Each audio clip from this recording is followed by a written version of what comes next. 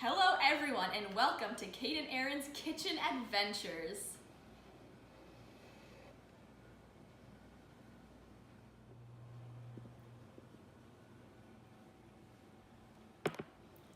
Welcome. Today we are going to be taking a trip to Italy. So what we have in store for you today is a beautiful handmade pappardelle pasta with an arugula walnut pesto and a tiramisu.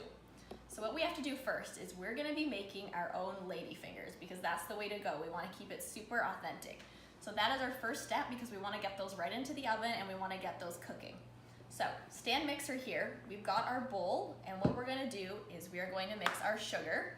We have here 4 3/4 ounces of sugar, which is approximately 1.5 cups of sugar. Weighing measurements, as I like to say, is always a lot better than measuring things out in cups, and this is because with things such as flour, when you're measuring them out in cups, you can pack them down and you end up with an imprecise measurement, so weighing things is always the way to go. You're always gonna get a super accurate reading. So we wanna mix our sugar, our eggs, 3 whole eggs are gonna go into this bowl as well.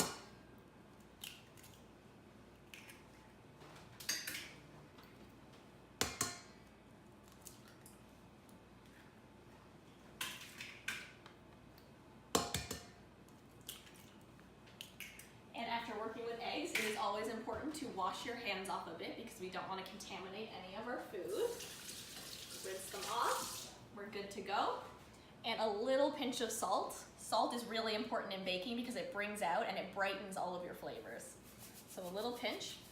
We are going to take this over to a pot of simmering water that we have on the stove, and we are just going to stir it on the water until we reach 160 degrees Fahrenheit, which we are going to use a digital thermometer to measure.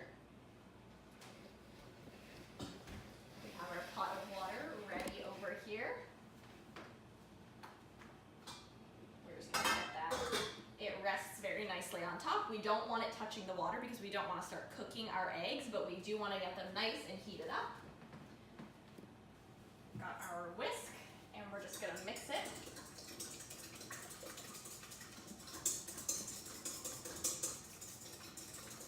And let this heat up to 160 degrees. Not gonna take long, it should take about 5 minutes to heat up because 160 degrees Fahrenheit is not very hot. Now we have our finished 160 degree Fahrenheit mixture of sugar and egg. And we are going to whip it with our stand mixer with a whisk attachment. You could also do this with a hand mixer. You could also do it by hand, but that would be really, really tiring. So we are just gonna beat this on medium speed, so around the 6 level, and we're gonna let that go for about 5 to 8 minutes until it gets really nice and fluffy. Okay, we are back. We have been whipping this for about 8 minutes, and we now have reached a soft peak stage.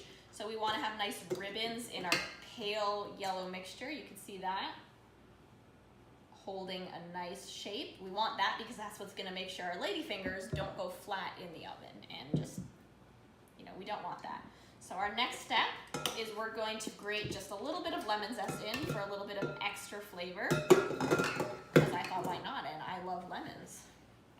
So we're just gonna zest a little bit in there. I already got a bit in here.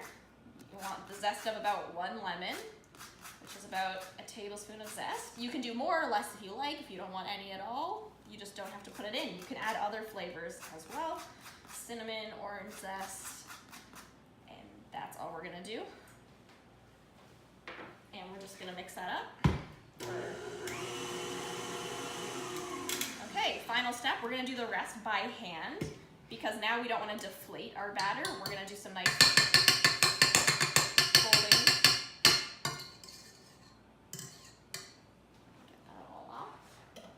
got a spatula here. We have measured out about 4.5 ounces of all-purpose flour and what would be about 2 tablespoons of cornstarch. And we're just gonna dump those in and fold them by hand. This is gonna keep our batter stable. It's not gonna be just super liquidy. And we wanna fold. So our folding technique, you wanna go around the edges of the bowl and cut through the middle. And go around, rotate your bowl through the middle, and you want to work clockwise around until we just incorporate all of our flour. We don't want to see any dry patches because you're going to end up with clumps of flour, which we don't want either. So then this method ensures that we keep the air inside our batter. If you start whisking it, you're gonna get rid of all those air bubbles because you're just moving your batter around too much. But by doing this, you're actually incorporating more air as you go around and around. Keeps it nice and light and fluffy because that's what makes ladyfingers so nice, is that they're a nice light sponge. So we're almost done. We're getting nice and thick. You want to scrape the bottom and make sure you don't see any flour when you scrape the bottom. And this looks like a perfect consistency. You see when you stir it, you can see little air bubbles inside, and that is just perfect.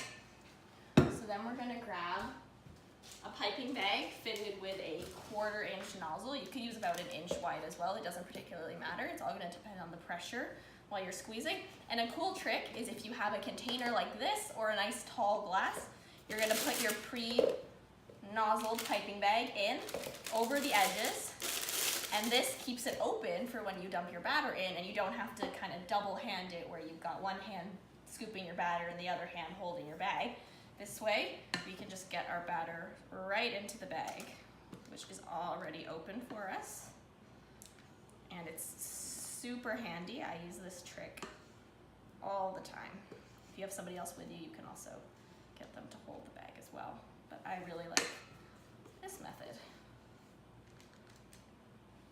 Make sure to leave overhang on the bag so that when you lift it up, you're not gonna end up with a huge mess. We have a baking sheet prepared with some parchment paper. This is where we're gonna pipe out our ladyfingers. We want them to be about 1 inch wide. We wanna give good space between them in case they spread, so we don't end up with just one giant cookie. And we're gonna get ready. You put one hand at the top of your bag. You want one hand at the bottom to keep it steady. And we are just gonna go ahead and pipe these right onto the tray. And just give a little flick of the wrist at the top and you're good to go. We have a nice piped tray with about 12 ladyfingers on it. We're gonna put them in the oven at 350 degrees Fahrenheit for 12 minutes. We're gonna open our oven. It's important when you open the oven to make sure you open it all the way so you don't end up burning your arms while trying to reach inside. That's important for ovens that are lower down as well. We want them in a middle or top rack so that we get nice even heat. And we're just gonna set a timer for 12 minutes and leave them be until time is up. We are gonna start working on our second course while we let our beautiful ladyfingers bake. We're gonna start making fresh handmade pasta, which is honestly a lot easier than you might think. So what I like to do, typically pasta will just be flour and eggs, but here I have a special flour. It's yellow flour. It's called semolina, Durham semolina flour. And I started using this when I was working under the instruction of a woman who had just recently immigrated from Italy. And she told me that the right way to make pasta for taste and for texture was to do a 7:3 ratio of all-purpose flour to semolina flour. So what we would typically do would be 70 grams of all-purpose flour to 30 grams of semolina flour. And really it helps with the color of the pasta and it just gives it a really, really nice texture. But if you don't have this, by all means, just replace the semolina flour with all-purpose flour. Works just the same. So we're gonna do this by hand. So we're gonna do this, we're just gonna dump our flour onto our work surface. If you're not comfortable with that, feel free to do it just in a bowl. It might be easier for you to do. First, I'm just gonna combine our two flours in one bowl and just kind of give it a little mix. And what we wanna do is just dump it out onto our work surface. Good to have a mat underneath. You can totally do it straight on your counter. It's just gonna be a bit of cleanup afterwards. So we're gonna dump that out, our nice mix of semolina and all-purpose flour, and we are going to make a well. So we're gonna make a little nest with our flour. The 70:30 ratio, you would use 1 egg for that. And since we tripled our recipe, 210 grams of all-purpose, 90 grams of semolina, we're doing 3 eggs. And usually you just use as many eggs as you want and just use up as much flour as it takes. Eventually you develop a sense about what your dough texture should feel like, and that's how you'll know. So we want a well that's gonna be big enough to fit our 3 eggs inside, but also we still wanna keep nice integrity in our walls. And that should be good. We're gonna dump our eggs in. I'm going to grab a fork And what we're going to do is just start to beat our eggs inside our little well, break those yolks, and just lightly beat them. And what this does is it slowly incorporates the flour so you don't end up with like flour chunks in your pasta. At a certain point, you're just gonna start mixing, and it's gonna be a little bit messy, but you're gonna get right in there with your hands and you're just gonna knead it. But at the beginning, it's good to just get a little bit of flour in at a time. Make sure you keep the structure of your walls as you go. And you're gonna just keep beating with your fork, incorporating the flour a little bit at a time. It can take a minute or two, but at a certain point you can start kind of adding a little bit of flour from the outside of your walls. Start thickening it up. The semolina flour as well is denser. It's more like cornmeal as opposed to all-purpose flour, so you can tell that you're gonna get like a nice al dente. It's gonna help with the al dente feel of your pasta when you eat it, which I think is the best and only way to cook your pasta. And it's gonna make it really, really, really nice. Add a little more flour in. And it's about to get pretty messy, but that is okay. That is what pasta is all about. It's gonna spill out, but that's okay because we're just gonna keep mixing it with our hands. There's no shame. This is what a bowl is good for. If you're not comfortable with getting egg on your counter, you're gonna use a bowl. But here, it's just gonna be me and my hands working our liquidy dough. And take a bit of pushing together, but this is how it goes. And you're gonna get a nice mushy dough. And then what we do after that is you have to knead it. And what that does is it develops the glutens in your flour, and the glutens are what make pasta tough. It's what makes breads tough. The more glutens you have, the tougher your food is going to be. Some people like that, some people don't, but that's why when you're done, it's important to let your pasta sit. And that is exactly what we're gonna do once we're done kneading it.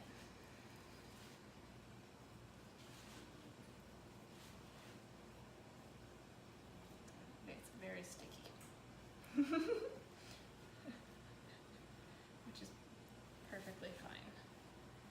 If you ever need to wash your hands at some point, no problem, because the truth is dough sticks to dough, and it's hard to tell when your dough is done if your hands are also covered in dough, so it's always good to wash them. You can see that we've already got a thicker pasta going. It's kneadable. We're gonna get all of our little bits of flour in. If you feel that your dough is already thick enough and you don't want the extra bits of flour in, you leave them out. It's up to you, it's up to your better judgment. Pasta also depends on humidity, so if you're in like a really humid room, if it's like the middle of summer, your pasta might require more flour because there's more water in the air. But you wanna knead this until your dough is elastic, nice and tight, but still pliable, because we want to develop as much gluten as we can, but then we're going to let it sit to let the glutens relax. If you try to roll out a very glutinous dough, it's going to keep shrinking. And if you've ever made pizza dough, you've tried rolling it out and it just keeps shrinking back on you every time. That's because you have too much gluten. That's why we always let doughs rise. And the same goes for our pasta dough. So once I'm done here, I'm just gonna wrap it up and I'm gonna let it sit, and we are gonna get to work on our pesto. Next step, we are going to be using one of my favorite kitchen tools, the mortar and pestle, to make our beautiful arugula walnut pesto. So first what we have is 3 cloves of garlic, which beforehand, I left the skins on the garlic cloves and I just browned them in a pan in a cast iron skillet on the stove to give them a little bit of color and give it extra flavor, a nice roasted garlic taste. So you can see they're a little bit charred, and that's gonna be really nice. I also use the same skillet afterwards to toast up our walnuts because we really wanna bring out that flavor. Since we're using arugula instead of basil, we need that extra flavor coming from the toasted nuts. So another thing we have to do is we've got about a cup of arugula here. We just need to chop it up a little bit so we don't have like huge bunches of arugula in our mortar and pesto. We just gotta chop it really, really lightly, just a couple times. And it's important when we're cutting, you wanna make sure that you hold your knife, you wanna grip your hand around the handle, and you want your thumb and index finger to be wrapped around the blade. You don't want to hold your knife like this. It can slip and it hurts your finger as well. You want to hold it like this. It gives you a lot more control over your knife. It's the professional way to do it, trust me. Other hand, you want to keep it in a claw shape so that when you're cutting, you don't accidentally cut off one of your fingers. You keep it like this, so there's no risk of cutting your fingers. So that's what we're gonna do. And we just cut our arugula just a little bit, just so we get nice small pieces. That's all we have to do, just a little bit. So first, we also need Parmesan. We want to use the good stuff. We want to use the Parmesan Reggiano. The stuff you buy in the pre-grated containers, it doesn't have the right taste and it tastes a little bit off. I've tried it myself, it's not very good. So you want to buy the block that comes from the nice big wheel. And this is the good stuff. Trust me, it's a little bit more expensive, but it's worth it. So we just gotta grate it on the small side right here so we get nice shreds of cheese. And look at that! Beautiful, huh? So first step here, garlic. We wanna mash up our garlic so we don't end up with clumps of garlic. That is what we're gonna do first. We're gonna dump our garlic. Another way to do this is you can do this in a food processor. It's so much faster and so much easier, but this way is a lot more authentic and you're gonna get nice chunks here and there and it's not gonna be a really fine paste. You're gonna get like a really nice authentic pesto. So you just gotta mash your garlic.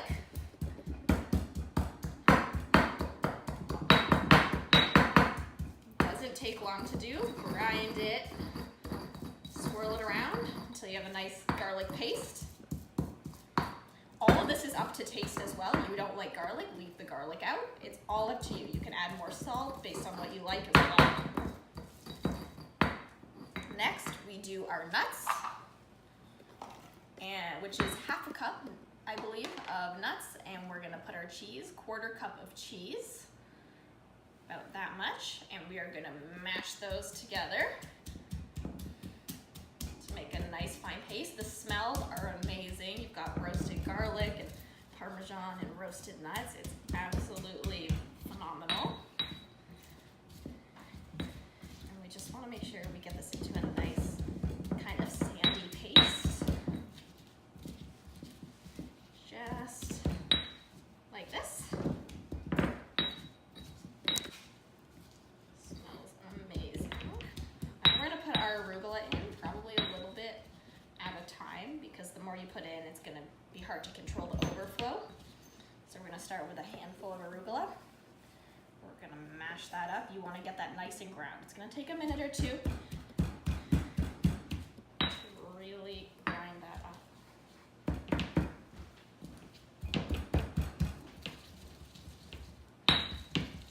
The nice thing about this is there is no elegance to it. You just keep grinding until you get your desired consistency. It's a bit of arm work too. If anybody ever said that cooking and eating is bad for you, you're getting a whole workout while you do this.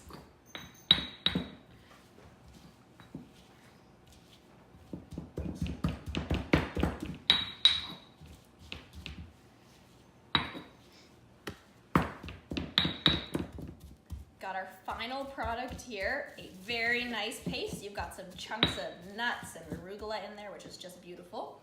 And the finishing touch is the olive oil, which is gonna bring it all together. You need about 1/4 cup, but you can eyeball it as well, which is what I'm gonna do. We're just gonna drizzle some in there a little bit at a time and just start to mix that. Oh, that is what makes it look just phenomenal. It's also important to use good quality olive oil as well because you're really gonna taste it in this.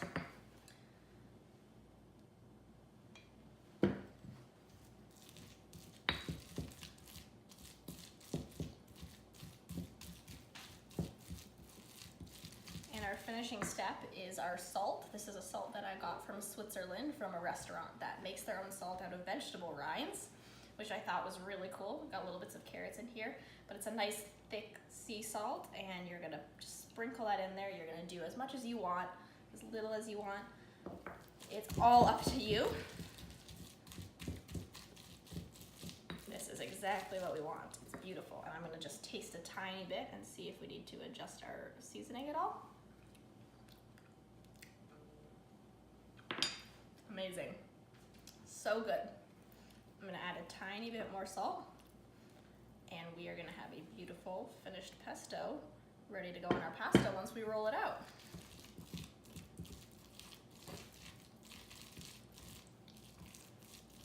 And while we were making this, we also finished our lady fingers, which look beautiful. They're super light and absolutely perfect for the tiramisu that we're gonna be making later.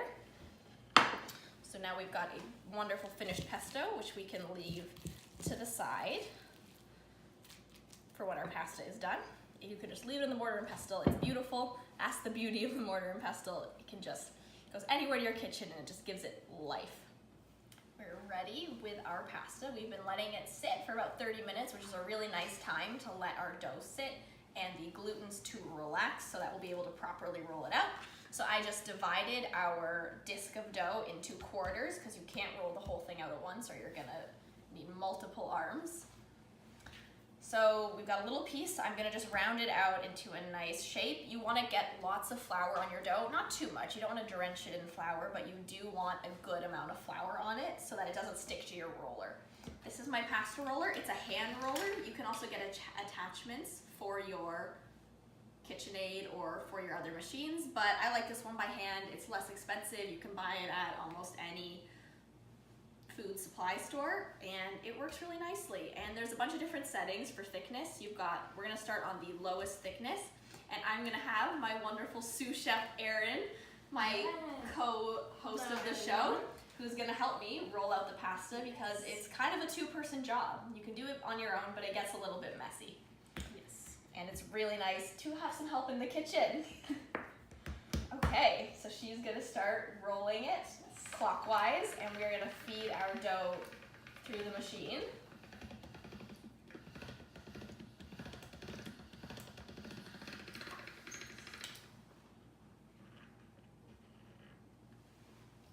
I'm gonna fold it over twice into thirds, like that. Give it another dusting of flour. And we're gonna roll it through the thickest setting 3 times to get it into a nice shape. And then we're gonna start going thinner after we've rolled it through 3 times. And we're just gonna go straight through again. Make sure we've got an even thickness, which we do, and it's beautiful. We're gonna turn it up to 2. Get a little bit more flour, because sticking in the machine is not fun. And now we don't have to go through this multiple times. We're just gonna increase our thickness up to 3 now.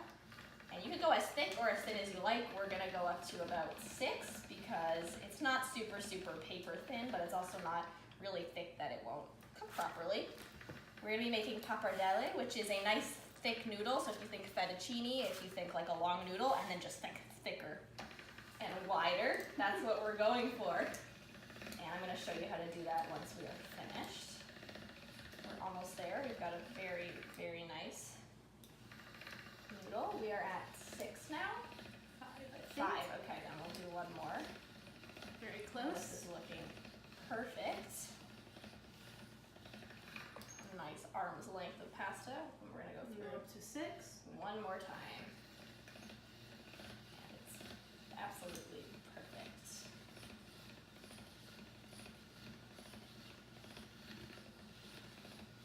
Okay, and this is all you have to do. You're gonna repeat this with your other 3 pieces of dough. You're gonna end up with a beautiful long noodle, just like this. Exactly. And then we're gonna cut it up, and I'll show you guys how to do that in a minute. Okay, here is our beautiful noodle, and we're gonna go the super simple method. This is how I like to prepare pasta. You just need to fold it into sections like this. It's a couple of inches long, and just kind of keep folding it over itself, just like this. Keep going, roll it up, keep it nice and straight. Just like that until you have a nice folded over piece of pasta. You take a nice sharp knife and you're gonna cut it into strips about 1 inch wide. It really depends on whatever you like, but we're gonna get really beautiful noodles from this. They're gonna be really long, so we might cut them in half afterwards, but there's no shame in that. It's it's all personal preference. So now you have a beautiful, very, very long piece of pappardelle, and we're probably gonna just cut this in half. If you'd like a noodle this long, be my guest. We'll just cut that in half. And we have a beautiful, look at that. This is exactly what we're gonna be cooking with, and it's already absolutely perfect. So we're just gonna repeat this process. Takes a little bit of time, it can take you up to about 10 minutes to just keep doing this over and over again, but I promise you it's gonna be worth it. I'm dropping the last of our pasta into the water. It's only gonna take about 2 to 3 minutes to cook, which is another perk of making your own pasta. It takes so much less time to cook than your pre-made pasta. It takes almost the same time to make this. It's gonna take just about 2 minutes. We make sure to salt your water. It won't necessarily help it boil faster, as the myth says, but it is really gonna help with the flavor of the pasta. You're gonna get a little salt water in your pasta, and it's gonna be absolutely delicious. Don't put oil in your water. Some people think you should do that. Oil and water, they don't mix. It's not gonna do anything for you. You're just wasting your oil. So that is a tip from me. Keep your oil out of your water. They don't mix. You learned that in science class. And it is looking gorgeous already. Look at those nice long noodles. It's a beautiful pot, and it just looks absolutely amazing. Be careful with the boiling water as well. You don't want to drop your pasta into boiling water, because that's not going to be good for your hands, and it hurts a lot, trust me. Be careful around all this equipment here. And when it's done, we're going to take it over to our sink, and we're going to just dump it out, and then we're going to do our finished product, and we're going to assemble. End product, everybody. We have a beautiful bowl of cooked pasta. Look how amazing that is. I can't even get over it. Final step, we're just mixing all of our ingredients together. We're gonna take this beautiful pesto, and we're gonna just put it all in there. Give it a mix around with some tongs.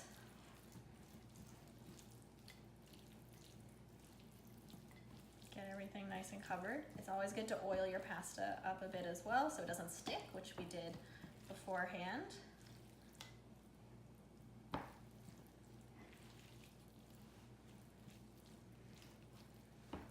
A good mix. I can smell the cheese and I can smell the garlic, and it's just so vibrant for the senses. So then we're going to take a nice tong full of pasta, and we're going to just put it right there.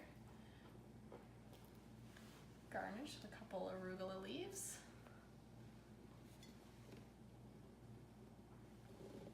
And that is it, guys. Homemade fresh pasta with a beautiful arugula walnut pesto right here. Restaurant quality. I mean, look at that. Come on. We are back, and it is dessert time. We've made it through an amazing main course, and we are gonna finish up our tiramisu. We have our beautiful lady fingers. Can't get over how amazing these are. And we're gonna start making our cream. This is super simple. It's gonna be one cream, and then we're just gonna layer our lady finger and our cream and make a nice stack. So first part, what we have to do is take 3 egg yolks that we've separated beforehand, dump them into a bowl, a heat-proof bowl.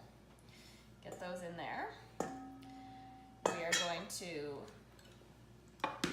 3 tablespoons of sugar. In here should be about 4 tablespoons, I believe. 3 tablespoons of sugar. There we go. And 2 tablespoons of marsala wine. We've made an espresso marsala mixture here that we're gonna dip our ladyfingers in, but we're also gonna put some of the wine into our cream so we really get that flavor, that signature tiramisu flavor. Marsala wine is 16% alcohol. It is quite sweet, and it's got very like floral, kind of fruity, kind of like rum, but a lot sweeter. And it's a signature part of tiramisu along with the espresso. That's what makes it so special. So just 2 tablespoons of that, and there's also 2 tablespoons in here. That's all we're gonna do. We're gonna just mix that together. We're gonna simmer it over water just like we did for our lady fingers, just for about 5 minutes while I whisk it and get it nice and frothy over the heat, and then we're gonna come back and we're gonna add in our cream.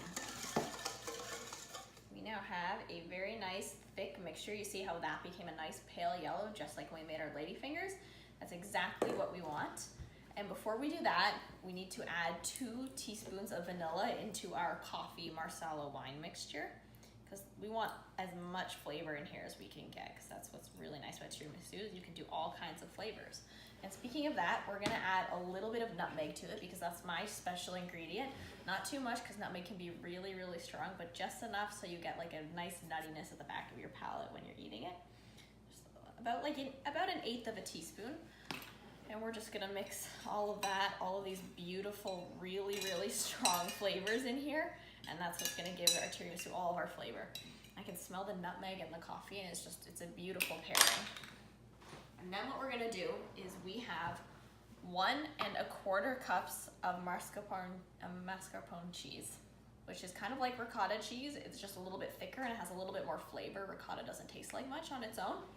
And we're going to fold it into our mixture here. You don't have to do super delicate folding, you just want basic to get it all mixed in.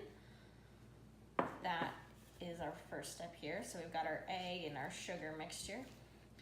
And we're just gonna mix that all in until we get a nice, uniform, homogeneous mixture. Which means that it looks all the same.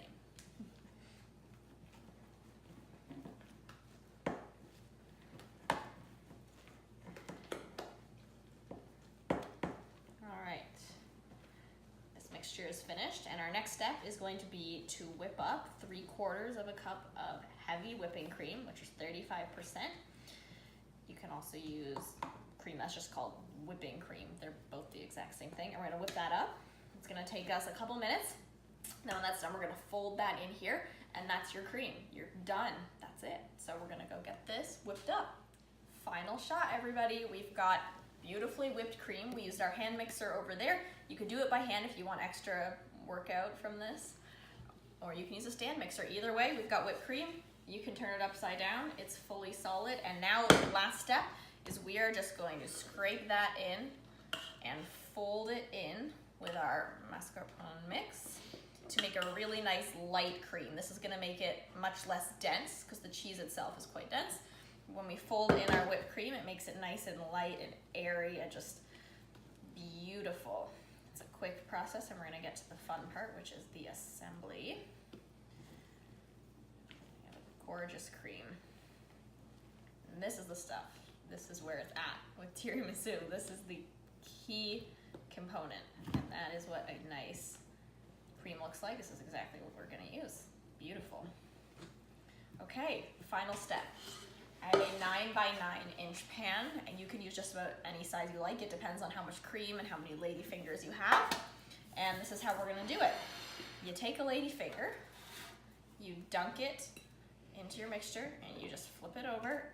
That's the good thing about lady fingers, is that they absorb things really, really, really well because they're so dry that they have a lot of room to soak up moisture. And you're just gonna repeat this process as many times as it takes to fill up the bottom of your pan. We have a good amount of lady fingers here, so there's enough to pack them in nice and tightly. You really wanna soak them and pack them in. These are really absorbing a lot of liquid. If you need to break some of the lady fingers to fit them in, that is perfectly fine too. Depends on the sizing of your pan. I'm gonna break a little bit off of this one.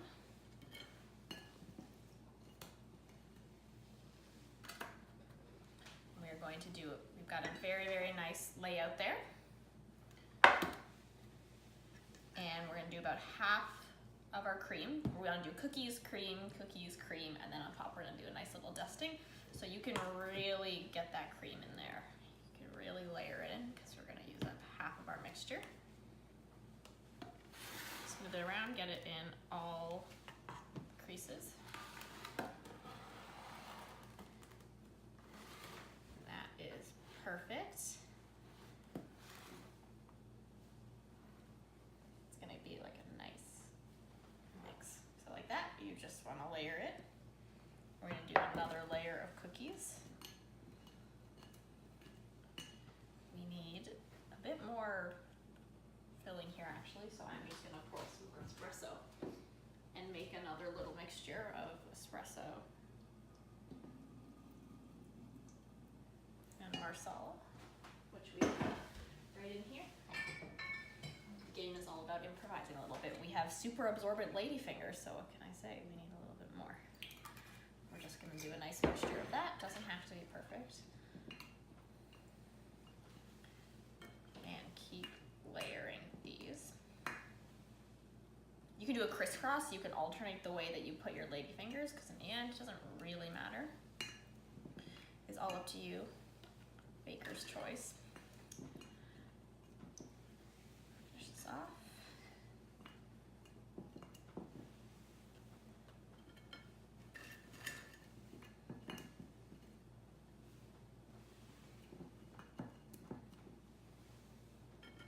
Okay, final layer of cookies is done. We've got our second layer. And we're gonna finish it off with the rest of our cream. You want your top layer to be cream because that's gonna look the prettiest.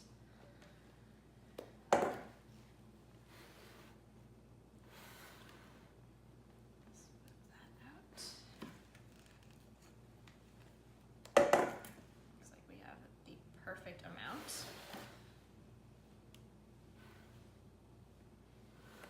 And if you make more of this, you can layer it up as much as you want. It's totally up to you. Make it nice and smooth. And then for our finishing touch, we've got just over here a little bit of cocoa powder and a sifter. And we are just gonna put that in.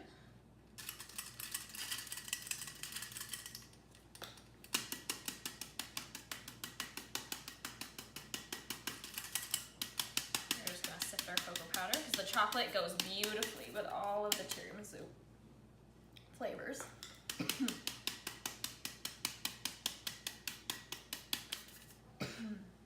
And this is our beautiful finished product. We're gonna cut it in a minute and show you guys what it looks like on the inside. Okay, finished product, guys. Take a look at that cross section of the tiramisu. You can see your layers right in there, and it just looks like a nice piece of deliciousness. And we're just gonna slide that off onto our plate. Ready to serve, just like this. How impressive is this? Serve it to your friends, serve it to your family, and you've got like 16 portions in here. You can feed a lot of people with this, and it's perfect for after dinner because people like coffee after dinner. You're getting coffee and wine in here. It's absolutely perfect. The Italians got it right, what can I say? Thanks for watching!